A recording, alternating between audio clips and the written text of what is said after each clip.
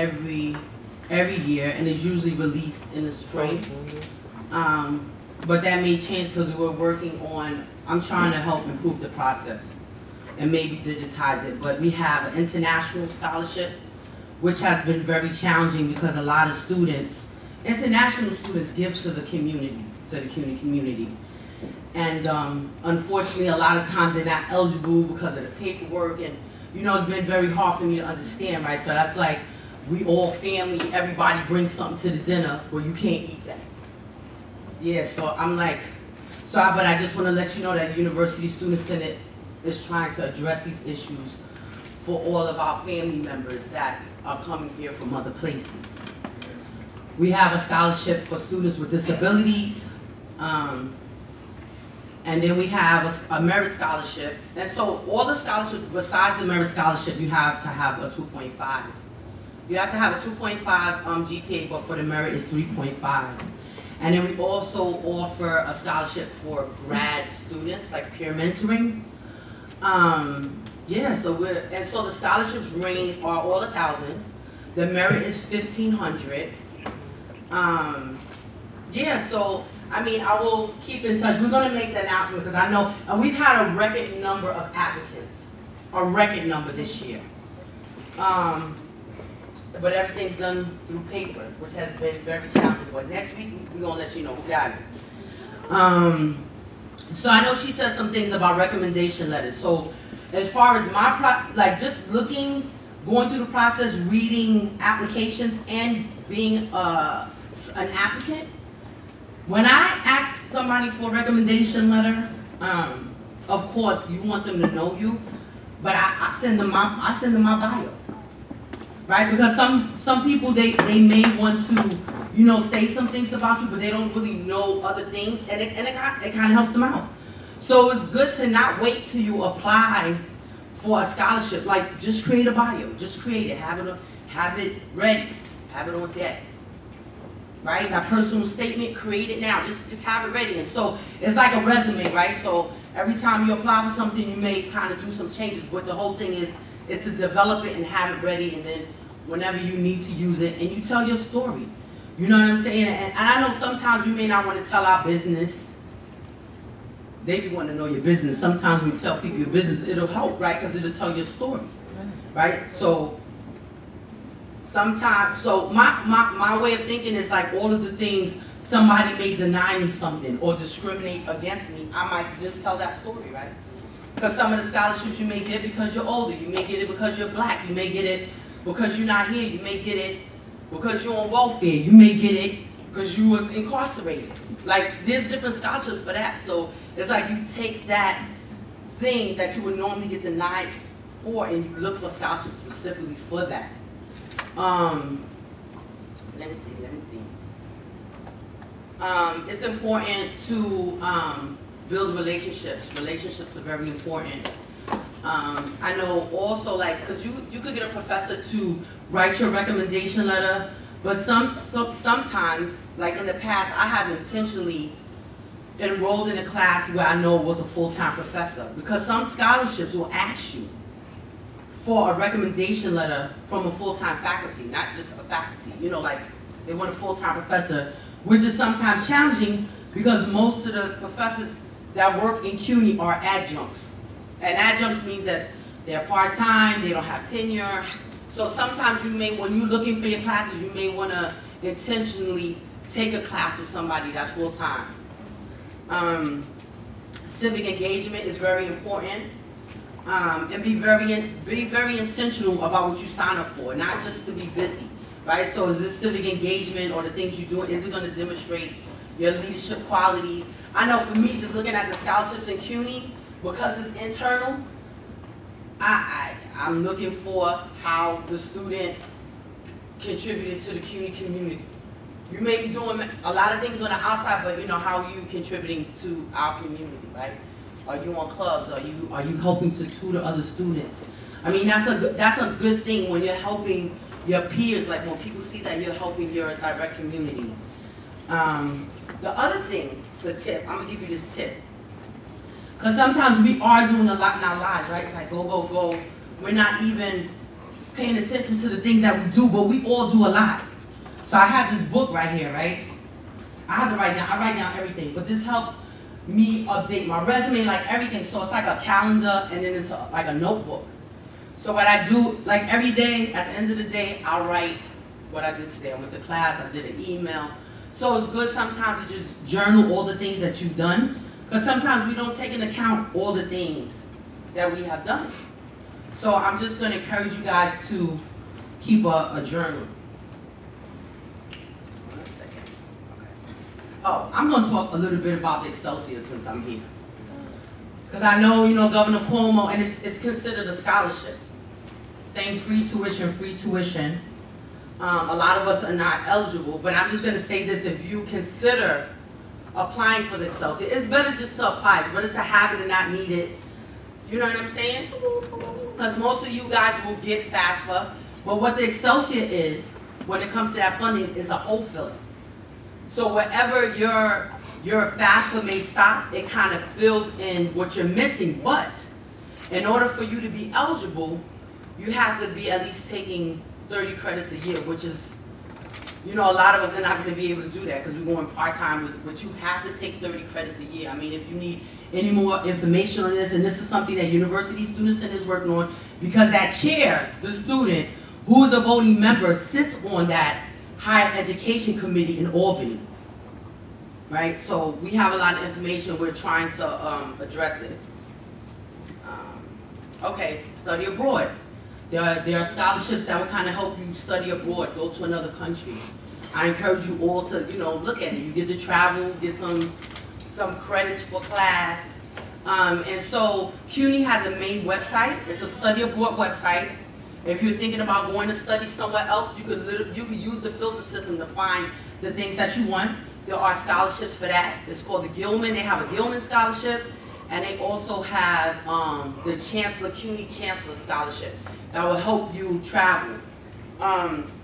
Tuition, if you get FAFSA, it will cover most of the costs. It won't cover, I believe, when you study abroad, you do have to pay for the plane, the airfare, and then there's something else. But there are a lot of resources. There are many resources in CUNY.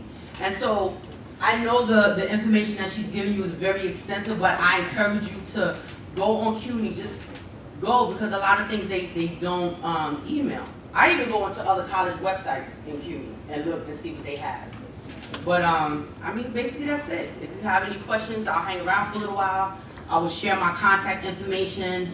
If there's any way I can help, I will be of assistance. And I just want to thank you for inviting me. Thank you for coming, for being proactive. Oh, one other thing. If you are on public assistance and you get scholarships and stipends, it's not considered an income. It's not considered an income, because I'm going to disclose, I'm on public assistance right now.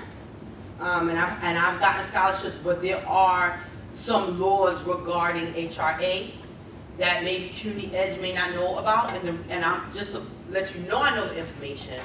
I have done extensive work with the Welfare Rights Initiative, which is located at Hunter. So, yeah, so that's it. Thank you.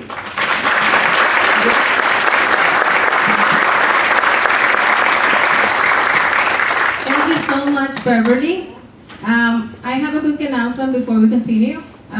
Somebody's phone is downstairs, so public safety has it. So if you don't have your phone, don't go crazy about it right now, but just know that there's a phone missing.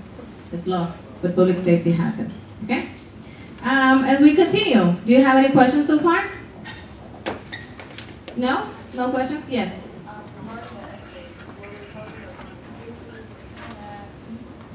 Yes.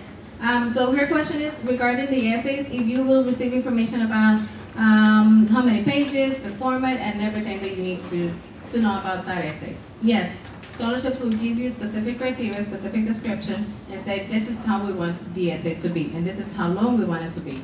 And if they don't want it any longer than that, they will also let you know. Just make it from 500 to 750 words maximum.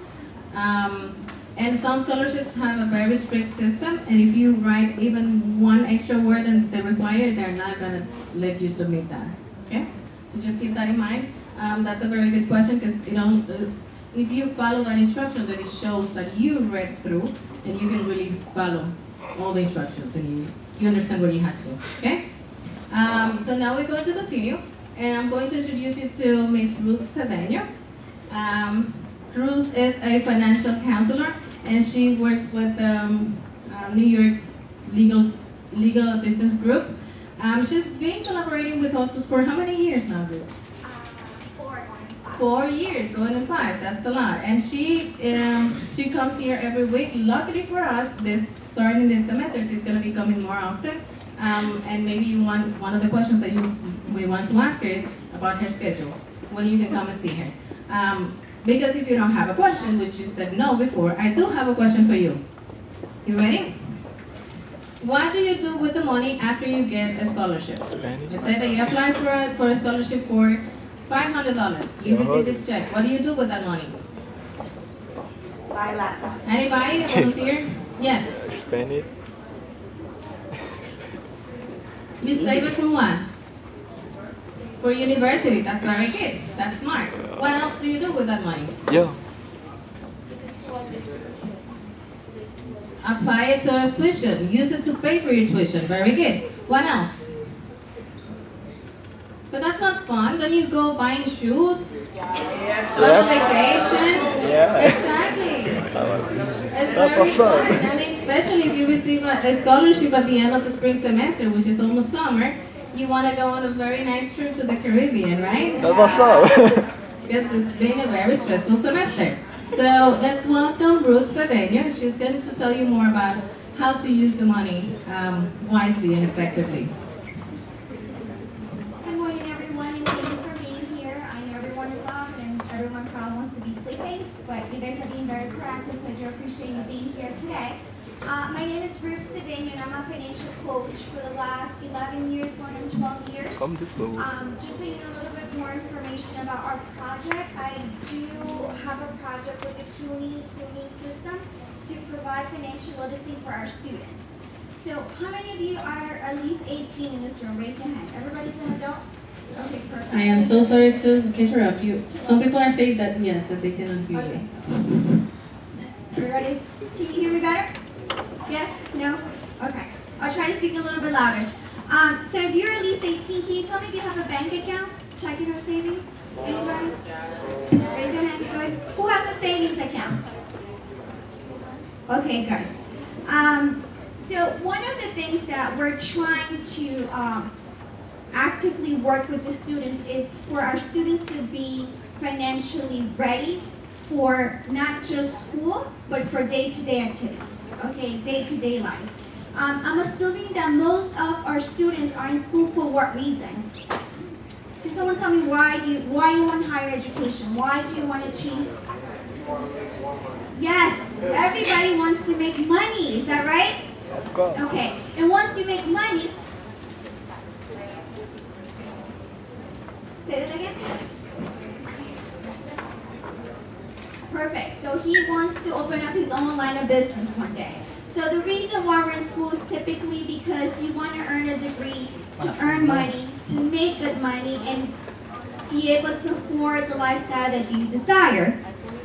Through the program, what we do with our students is to help them become bank ready. So if you're not banking ready, we help you open checking savings account. We don't do investments because we're not licensed, but we refer out, okay? We help our students with credit. How many of you have credit established? Raise your hand. Okay, very good. For those that are credit ready and don't know how to apply for credit, we help you apply for credit. For those that have credit, but it's damaged and need some sort of improvement, we help you improve your credit and your FICO score, okay? For those that are just fine, we look for ways to help you improve, and obtain a higher FICO score if possible. And then one of the things that we focus with our students the most is on budgeting, okay? The goal of you being here is for you to achieve graduation, okay? We want you to graduate, but we have noticed that a lot of the challenges that our students face day to day is money issue, right? How do I get that Metro card, okay? I misplaced it, I lost it, it's raining, snowing, I need that Uber, right? Yeah. I have to work. How many of you have a part-time job? Raise your hand. How many of you are in school full-time and have a full-time job? Correct. So that's the truth of the reality. This is what we see here on campuses. The majority of our students don't have the luxury to say, I'm just a full-time student and receive full support from my parents. It doesn't happen often, okay? So that's where we come in place to help and support students to achieve their financial goal and make sure that if there is any financial difficulties, we help you navigate to see if there are any resources available that you may potentially qualify for. So through Single Staff, have everyone heard of Single Staff on campus? Yeah. Okay. But if you haven't visited our offices, you should, because I feel like we're a wealth of resources, and if we don't have the resources in hand, we'll always refer and provide you the right guidance so you can make sure that we're able to help you address the issue or the concern that you may have. Through the services that we provide with legal consultation, we have attorneys on site. One of our most popular services is tax. If anyone works and you meet the income guideline, we do free tax preparation. Another resource that we have on campus is our food pantry. How many of you have taken advantage of our food pantry? If you haven't, you should. It can save yourself a few dollars from going grocery shopping. There's no questions asked, okay? If you're a student, you're eligible for the service.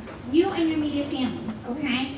And the one thing that this year we're going to try to do different is that we're working with Maggie is for those that are scholarship recipients that are applying or receiving a scholarship, what we're going to try to do with the student is to see how's that money going to help me where I need to be. Is that money that I'm receiving is going to help me for the next 2-3 months? Is it going to allow me to maybe start working full-time job? Maybe I can work part-time hours so I can continue to achieve good grades? Okay? So kind of help you plan your finances with school. Because the idea is for our students to achieve graduation, okay? How many of you have a budget in place? Very few. That's a problem.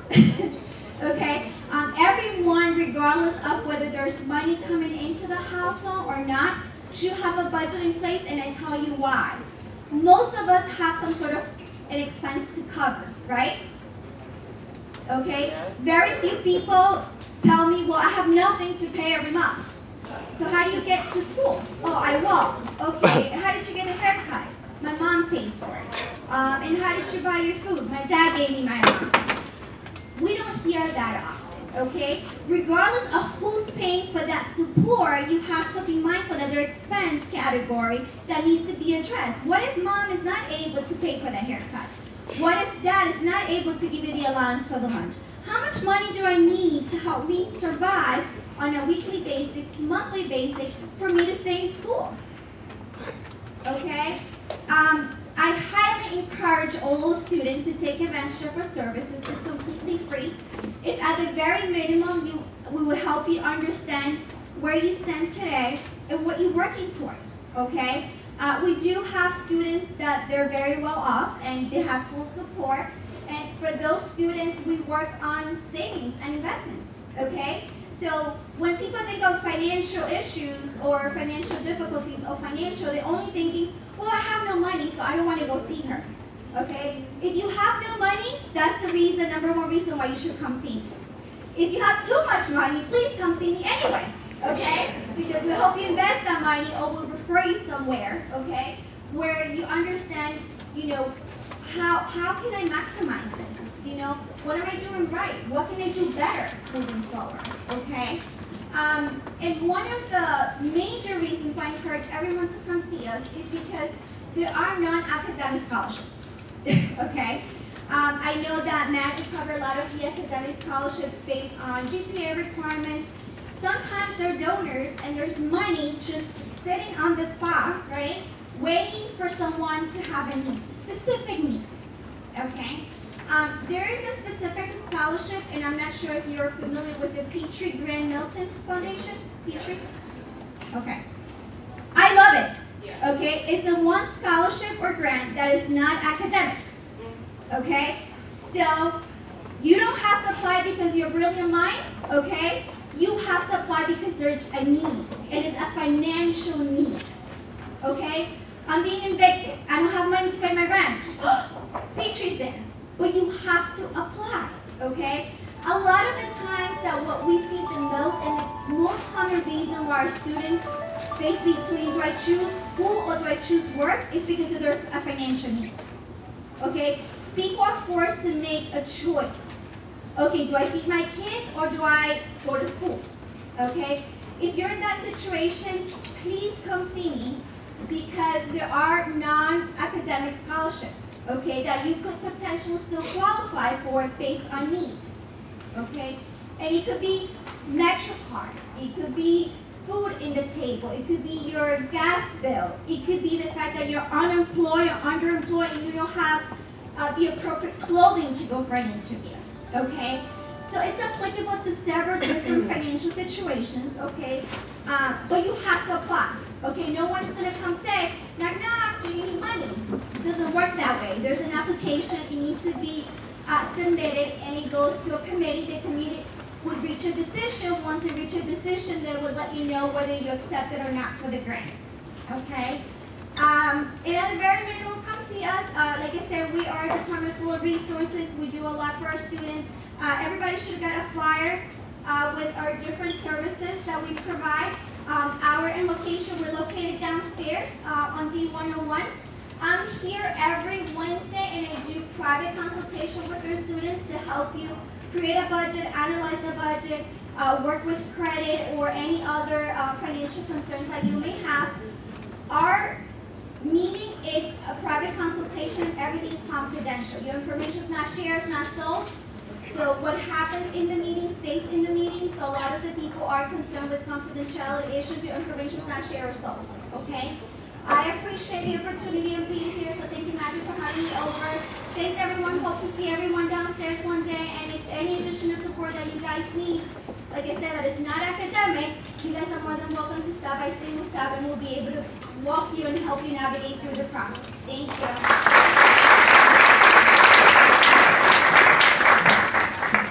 Thank you so much, Ruth. And we are running against time, so we're going to continue quickly.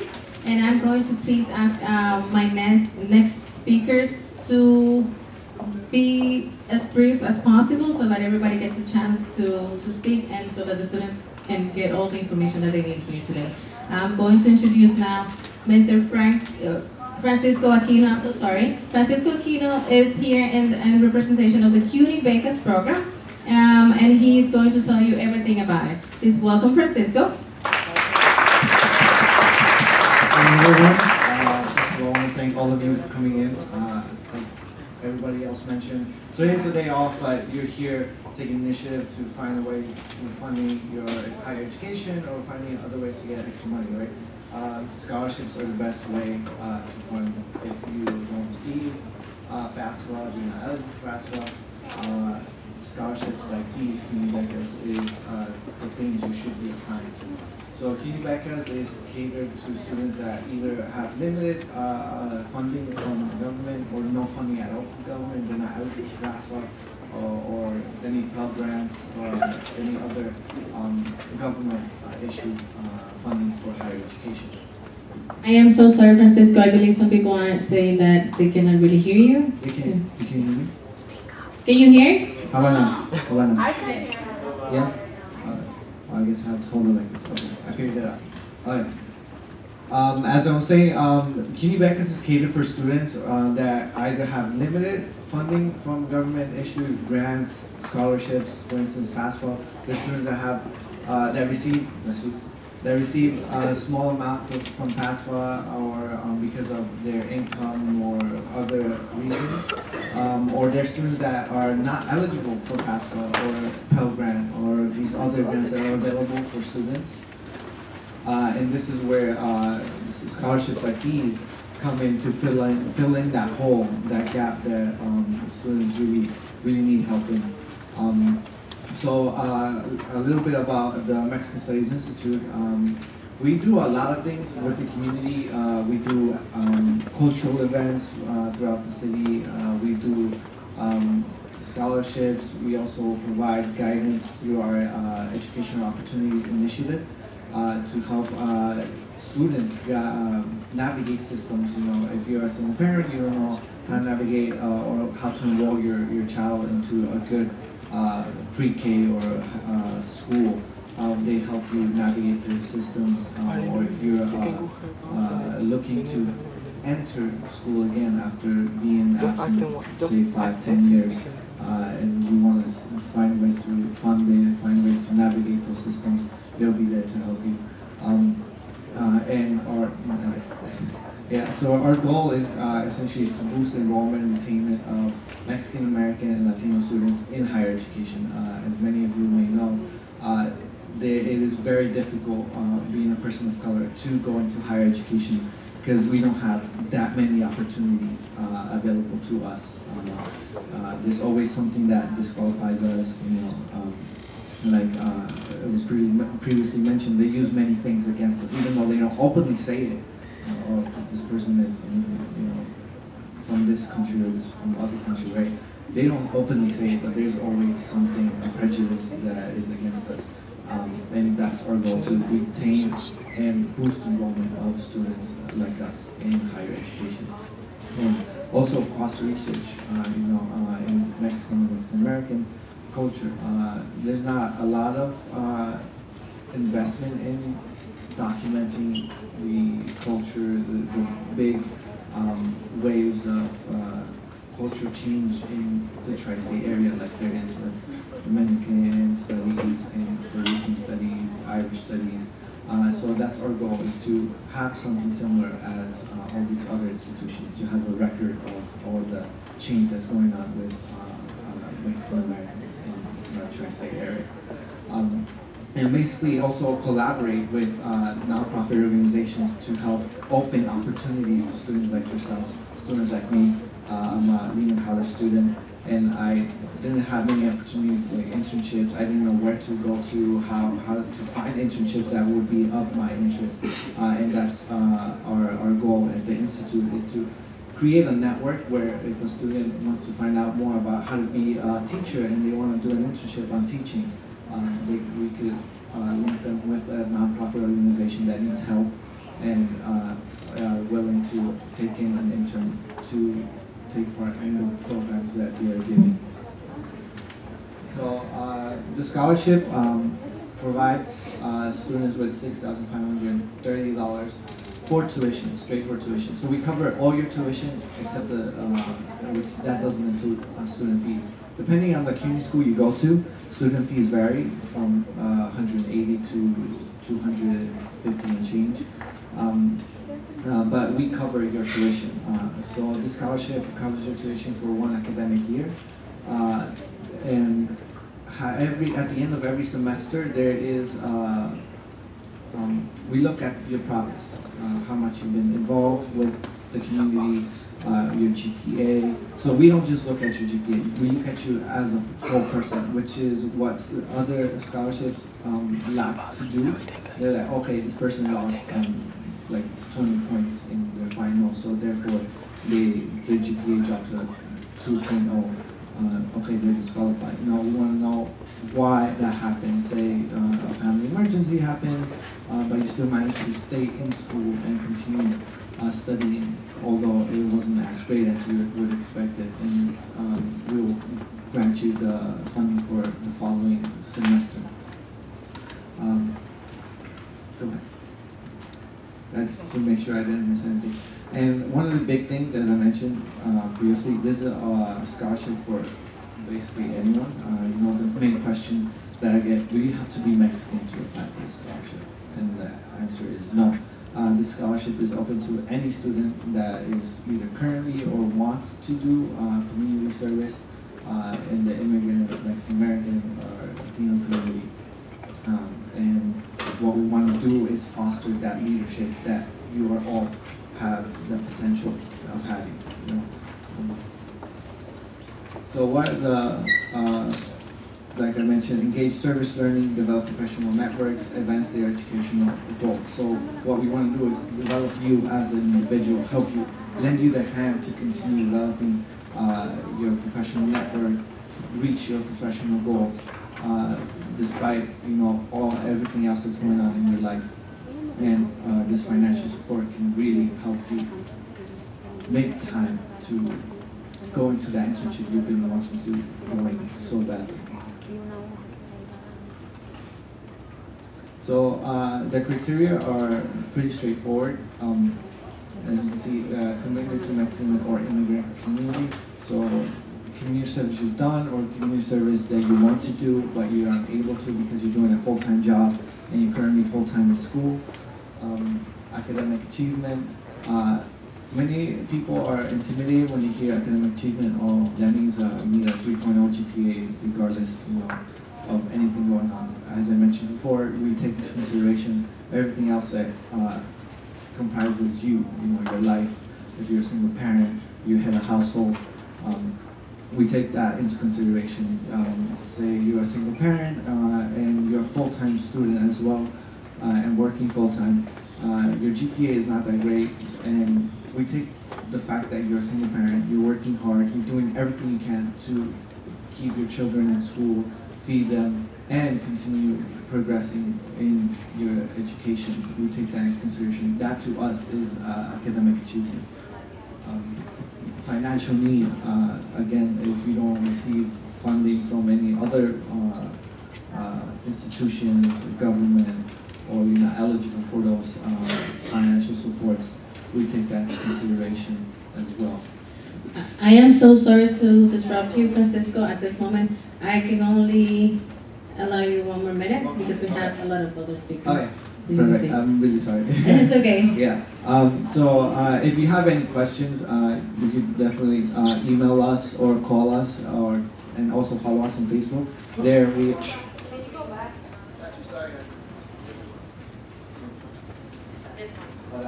Yeah, okay. Yeah, you can just email us any questions, or email us. I want to be part of your newsletters or be part of your network, and we'll send you more information on the scholarship. We try to email everyone back as soon as we can. So thank you all for coming. Thank you for the opportunity.